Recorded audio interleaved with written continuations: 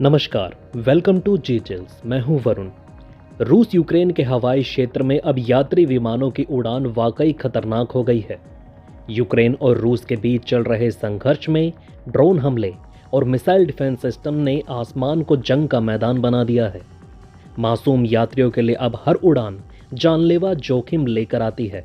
Azerbaijan airlines की त्रासदी ने दिखा दिया कि युद्ध के दौरान यात्री विमान में बैठा कोई भी निर्दोष सुरक्षित नहीं है।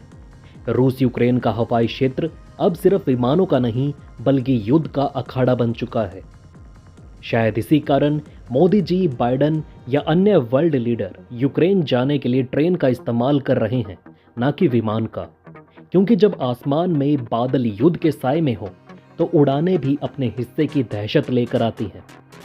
ऐसा ही एक दिल दहला देने वाला हादसा हुआ जिसने पूरी दुनिया को हिला कर रख दिया। ये कहानी है अजरबैजान एयरलाइंस की, उस उड़ान की जो रूस और यूक्रेन के तनाव के बीच निर्दोष यात्रियों के लिए मौत की वादी साबित हुई।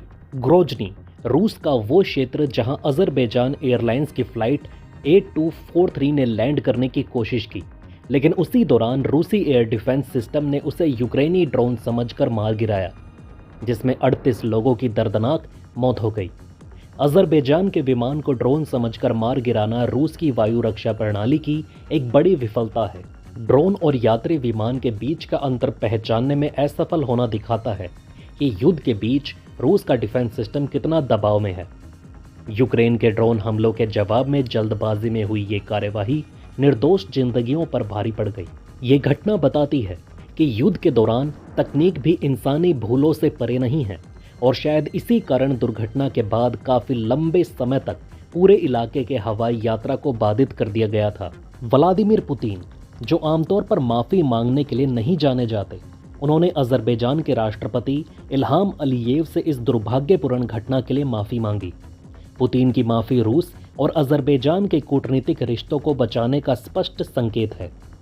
अजरबैजान रूस का महत्वपूर्ण पड़ोसी और साझेदार है, और इस हादसे ने दोनों देशों के संबंधों पर संकट खड़ा कर दिया है। माफी के जरिए पुतिन ने न केवल संवेदनशीलता दिखाने की कोशिश की, बल्कि अजरबैजान को यह संदेश दिया कि रूस इस त्रासदी को हल्के में नहीं ले रहा। ये माफी रिश्तों में आई दरार को पाटने का कूटनीतिक प्रयास भी है।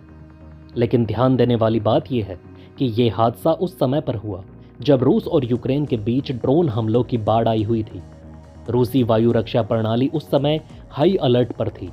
रूस की माफी से उनका नैतिक पक्ष कमजोर हो सकता है, क्योंकि ये उसकी वायु रक्षा प्रणाली की विफलता को उजागर करता है। यूक्रेन द्वारा रूस के एयरपोर्ट्स पर जानबूझकर ड्रोन हमले करना यात्रियों के लिए खतरा बढ़ाने की रणनीति हो सकती है। ये दिखाता है कि युद्ध में हर पक्ष अपनी चालें चलता है, लेकिन निर्दोष नागरिक इसकी सबसे बड़ी कीमत चुकाते हैं। ये माफी कूटनीति में कमजोरी और युद्ध की निर्दयता दोनों को उजागर करती है। इस घटना ने दुनिया को 2014 में मलेशियन एयरलाइंस की फ्लाइट MH17 की याद दिला दी, जिसे यूक्रेनी क्षेत्र में रूसी मिसाइल ने मार गिराया था। दोनों घटनाएं दिखाती हैं कि संघर्ष क्षेत्रों में नागरिक विमानों की सुरक्षा गंभीर खतरे में है। लेकिन क्या इससे कोई सबक सीखा गया?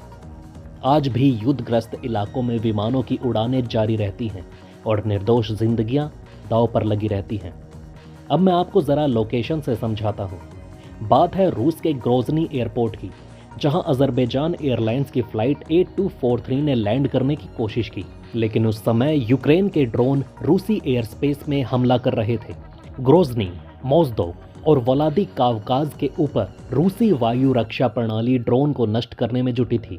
इसी बीच ये विमान एयर स्पेस में फंस गया और मासूम यात्रियों की जान एक मिसाइल के चक्कर में चली गई। ये तकनीकी खामी और जल्दबाजी का नतीजा है। डिफेंस सिस्टम हाई अलर्ट पर रहता है और किसी भी संदिग्ध वस्तु को खतरा मानकर प्रतिक्रिया करता है। ड्रोन और यात्री विमान के बीच अंतर पहचानने में गलती हो सकती है। ये घटना दिखाती है कि युद्ध के दौरान उन्नत तकनीक भी त्रुटिपूर्ण हो सकती है, जिसका खामियाजा निर्दोष लोग भुगतते हैं। रूसी राष्ट्रपति व्लादिमीर पुतिन ने इस त्रासदी के लिए अजरबैजान के राष्ट्रपति इल्हाम अलीयेव से माफी मांगी। लेकिन यहाँ एक बड़ा सवाल उठता है, क्या यह सिर्फ रूसी वायु रक्षा प्रणाली की गलती थी या फिर यूक्रेन और नाटो के उन हमलों का परिणाम था जो युद्ध को और उग्र बना रहे थे? ये विमान अज़रबैजान की राजधानी बाकू से ग्रोजनी के लिए निकला था, लेकिन जब यह रूसी एयर स्पेस में पहुंचा तो उस समय यूक्रेन ने ताबड़तोड़ ड्रोन हमले कर दिए, जिसके कारण ये विमान ड्रोन हमलों और मिसाइलों के बीच फंस गया। इसका सीधा मतलब यही है कि नाटो और यूक्रेन ने जानबूझकर इस यात्री विमान को टारगेट किया होगा। नतीजा ये हुआ कि रूस के एयर डिफेंस सिस्टम ने इस विमान को हिट कर दिया और फिर यह विमान कैस्पियन सागर के ऊपर एक आग के गोले में तब्दील हो गया और सैकड़ों मील दूर कजाकिस्तान के अतकाउ शहर के पास गिर गया। विशेषज्ञों का मानना है कि यूक्रेन के ड्रोन हमले और नाटो की आक्रामक रणनीति इस त्रासदी के लिए आंशिक रूप से जिम्मेदार है। नाटो के समर्थन से यूक्रेन रूस के सीमावर्ती इलाकों पर लगातार हमले कर रहा है। इन हमलों के बीच निर्दोष नागरिक उड़ानों के लिए कोई सुरक्षित आसमान नहीं बचा है। रूस को लेकर कुछ नई अपडेट भी सामने आ रही है, जिस पर हम आगे वीडियो लाते रहेंगे। अब आपके लिए एक ट्रेंडिंग अपडेट। एलन मस्क ने H1B वीज़ा का समर्थन करते हुए मागा समर्थक को तीखा जवाब दिया। उन्होंने कहा, मैं और अमेरिका को मजबूत बनाने वाले सैकड़ों लोग H1B वीज़ा की वजह से यहाँ हैं। पीछे हटो और खुद को डैश करो। इस मुद्दे पर मैं ऐसा युद्ध करूंगा जिसे आप समझ भी नहीं सकते। मस्क के बयान से भारतीयों को खुशी होगी, क्योंकि H1B वीज़ा पर उनका समर्थन भारतीय पेशेवरों की अहमियत को दर्शाता है। हालांकि उनके तीखे शब्दों से कुछ लोग असहज हो सकते हैं।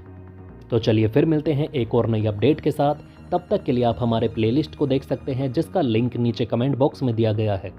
इसके साथ ही वीडियो को लाइक करके चैनल को सब्सक्राइब ज़रूर कर लें। धन्यवाद।